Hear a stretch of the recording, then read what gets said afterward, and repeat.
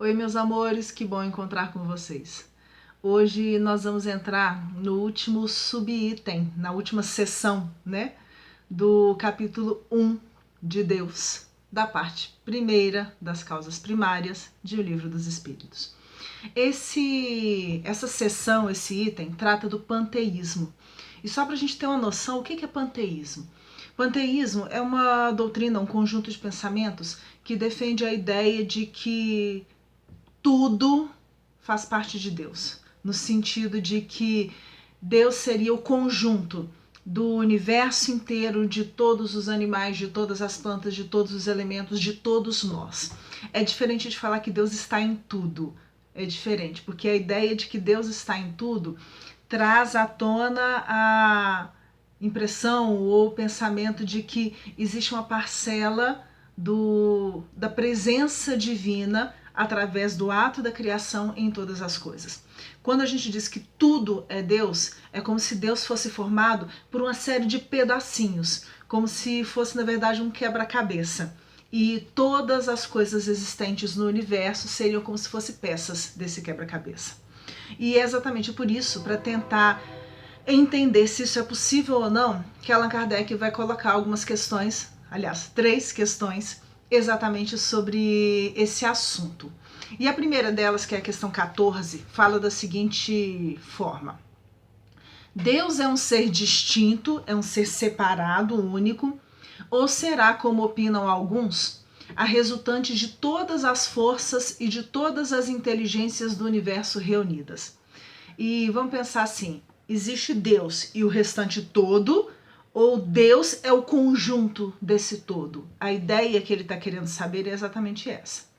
E aí os espíritos vão responder assim: se fosse assim, Deus não existiria.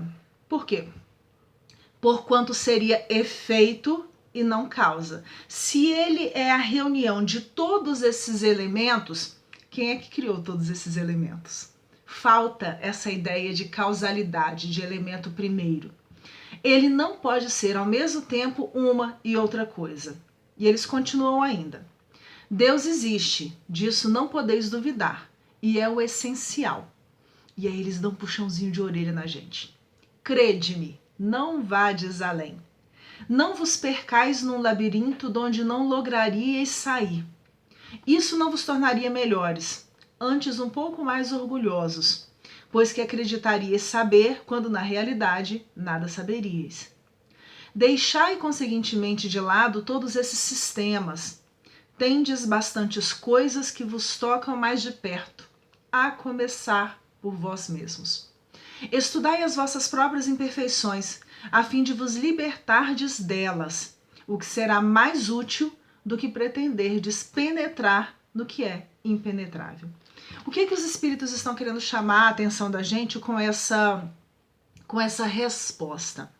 Nós ainda não temos condições, principalmente por estarmos aqui na matéria, de compreendermos, aliás, falei errado, por estarmos aqui na matéria e pelo nosso grau de desenvolvimento, que ainda é muito restrito, nós ainda não conseguimos entender de verdade o que é essa essência de Deus, o que é intimamente, essa figura, estrutura, esse ser primordial.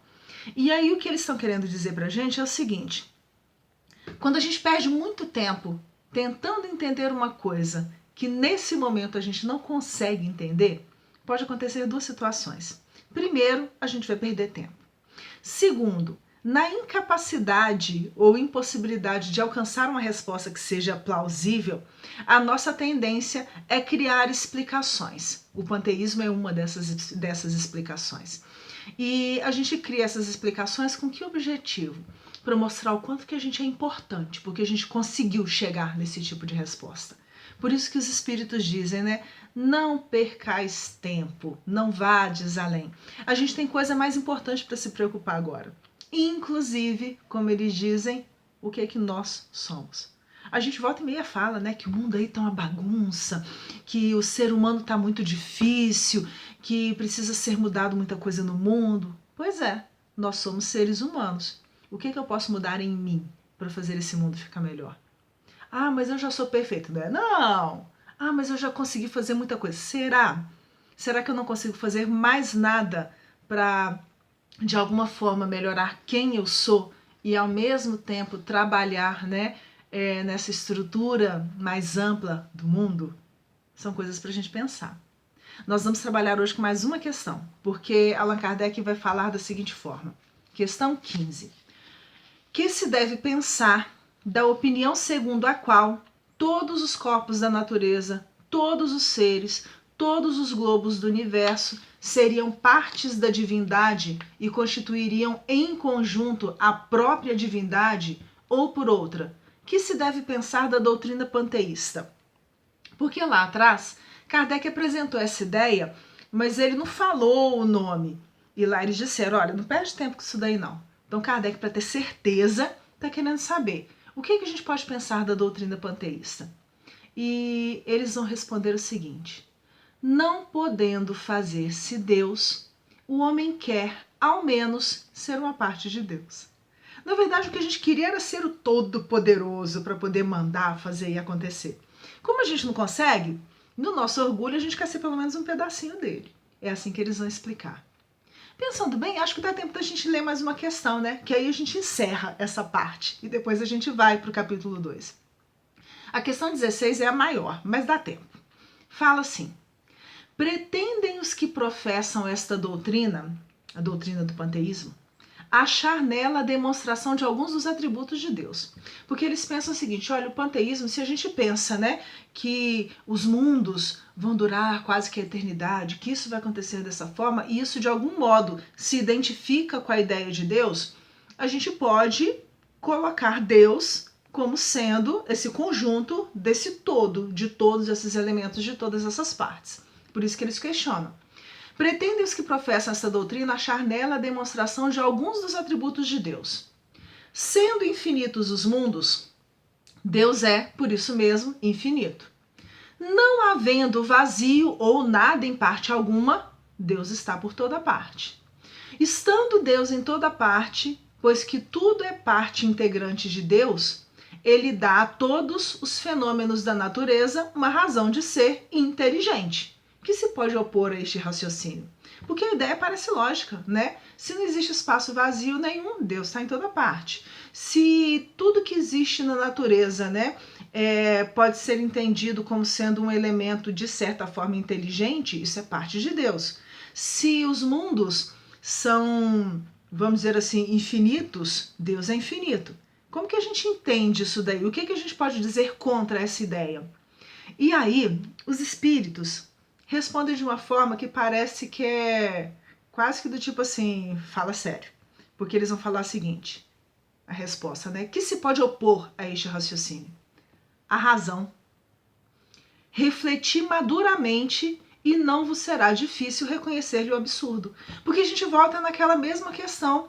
Se os mundos são infinitos, então Deus também é infinito, tudo bem. Então quem foi que criou os mundos? A gente acaba voltando no mesmo tipo de argumentação. E aí, Kardec coloca uma nota muito interessante. Esta doutrina, o panteísmo, faz de Deus um ser material, que, embora dotado de suprema inteligência, seria em ponto grande o que nós somos em ponto pequeno. Ora, transformando-se a matéria incessantemente, se a matéria se transforma o tempo todo, Deus, se fosse assim, nenhuma estabilidade teria. Achar-se sujeito a todas as vicissitudes, a todas as transformações, mesmo a todas as necessidades da humanidade.